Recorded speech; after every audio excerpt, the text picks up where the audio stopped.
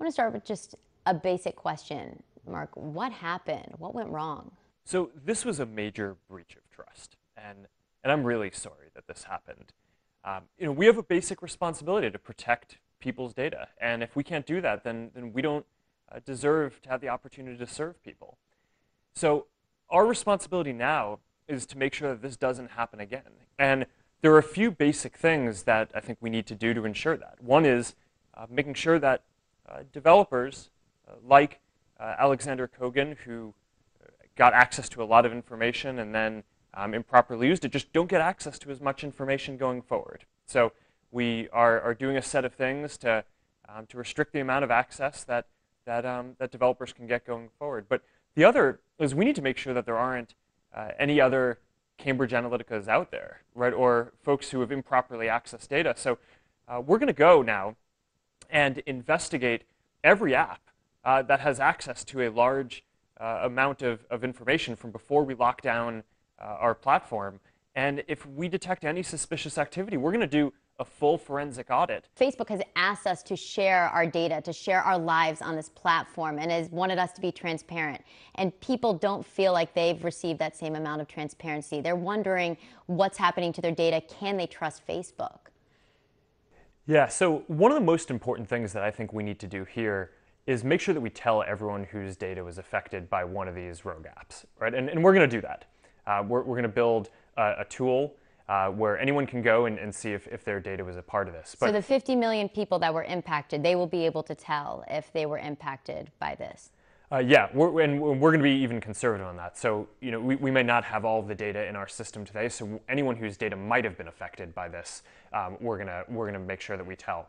And going forward, when we identify apps that are similarly doing sketchy things, we're going to make sure that we tell people then too. Right? That's definitely something that looking back on this, I regret that we didn't do at the time.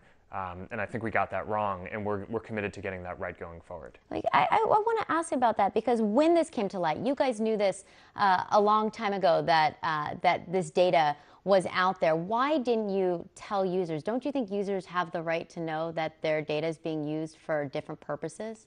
So yes, and let me tell you what actions we took. So in 2015, some journalists from The Guardian told us that they had seen or had some evidence that data that this app developer, Alexander Kogan, who built this personality quiz app, and a bunch of people used it and shared data with it, had sold that data to Cambridge Analytica and a few other firms. And when we heard that, and that's against the policies, right? I mean, you can't share data in a way that people don't know or don't consent to.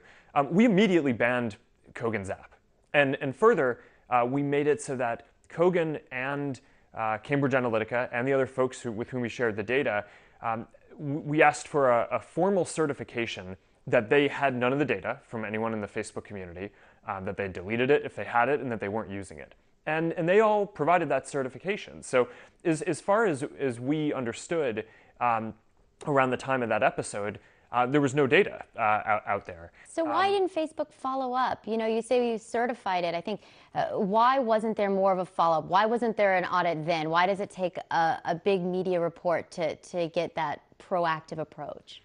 Well, I mean, I don't know about you, but I'm used to when people legally certify that they're going to do something, that they do it.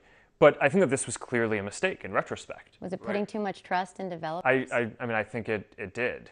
And that's why, we need to make sure that we don't make that mistake ever again, which is why one of the things that I announced today is that we're going to do a full investigation into every app that had access to a large amount of data from around this time before we locked down the platform. And we're now not just going to take people's word for it and when they give us a legal certification, but if we see anything suspicious, which I think that there probably were signs in this case that we could have looked into, we're going to do a full forensic audit. How do you know there aren't hundreds more companies like Cambridge Analytica that are also keeping data that violates Facebook's policies? Well, I think the question here is, are app developers who people have given access to their data, are they doing something that people don't want? Are they selling the data in a way that people don't want? Are they giving it to someone that they don't have authorization to do?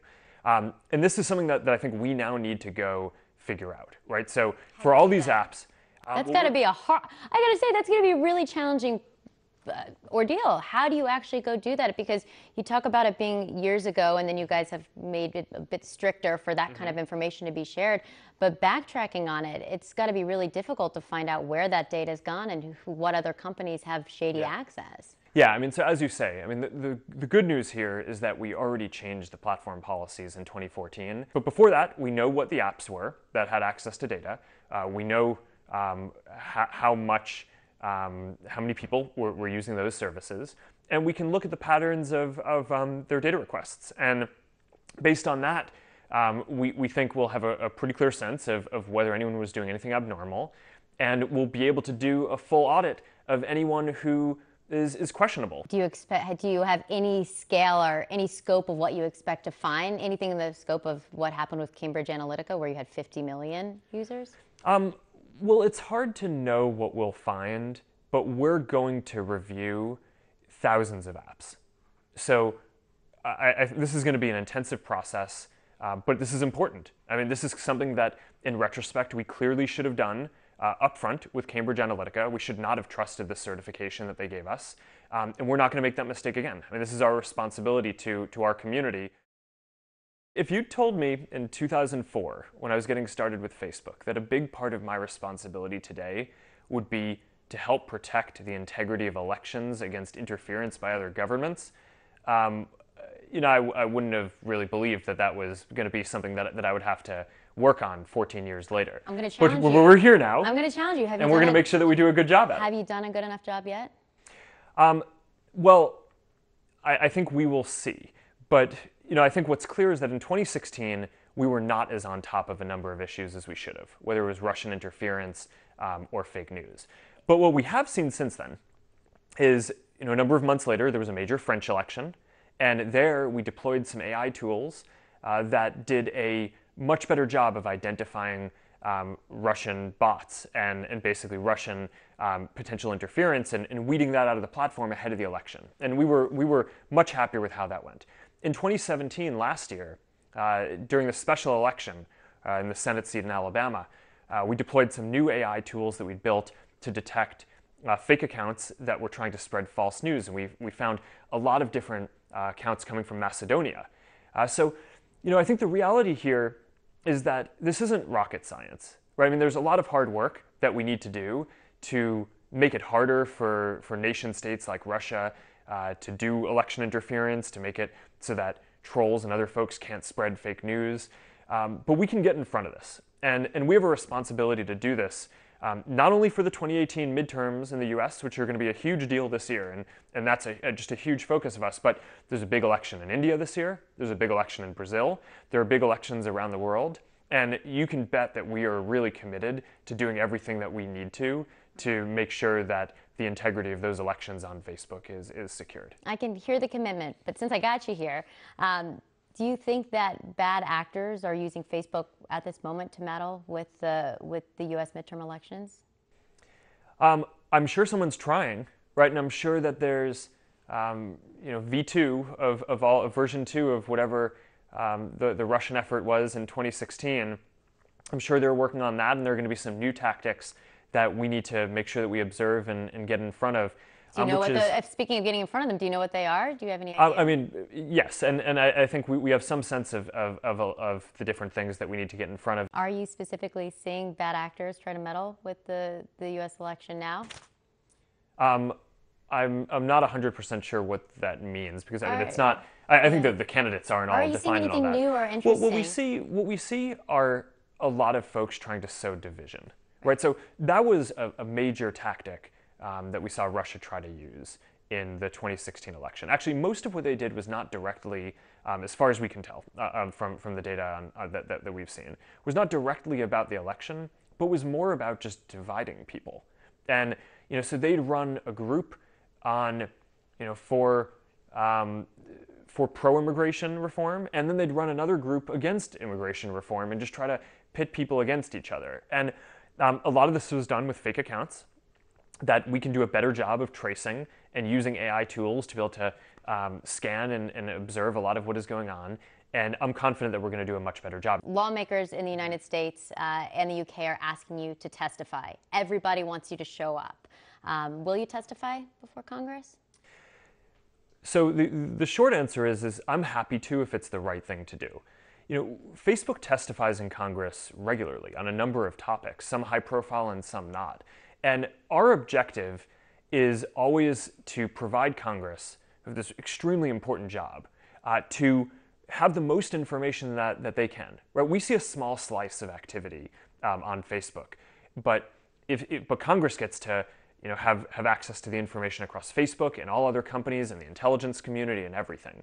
So what we try to do is send the person at Facebook who will have the most knowledge about what Congress is trying to learn. So if that's me, then I am happy to go.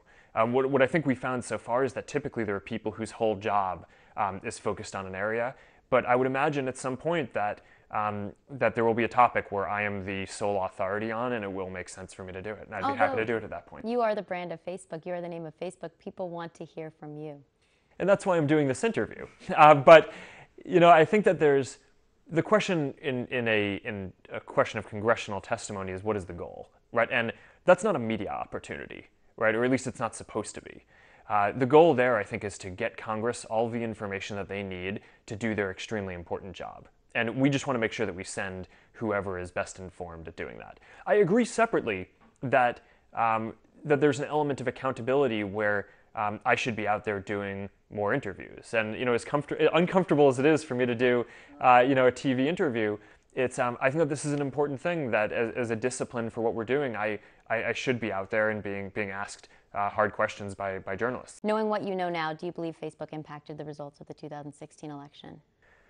Oh, that is hard. I think that it's really hard for me to have a full assessment of that. It's the reality is, well, there are so many different forces at play, right? The organic posting that people did, the get out the vote campaigns that we ran, the pages that both candidates ran, the advertising that they did. I'm sure that all of that activity had some impact.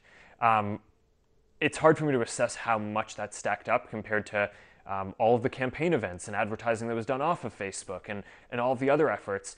And I think it's also hard to fully assess the impact of that organic activity, which we're actually quite proud of, right? But also the bad actors and too. The bad stuff. That's what I'm saying. Yeah. So I think it's hard to fully assess. Given the stakes here, why shouldn't Facebook be regulated?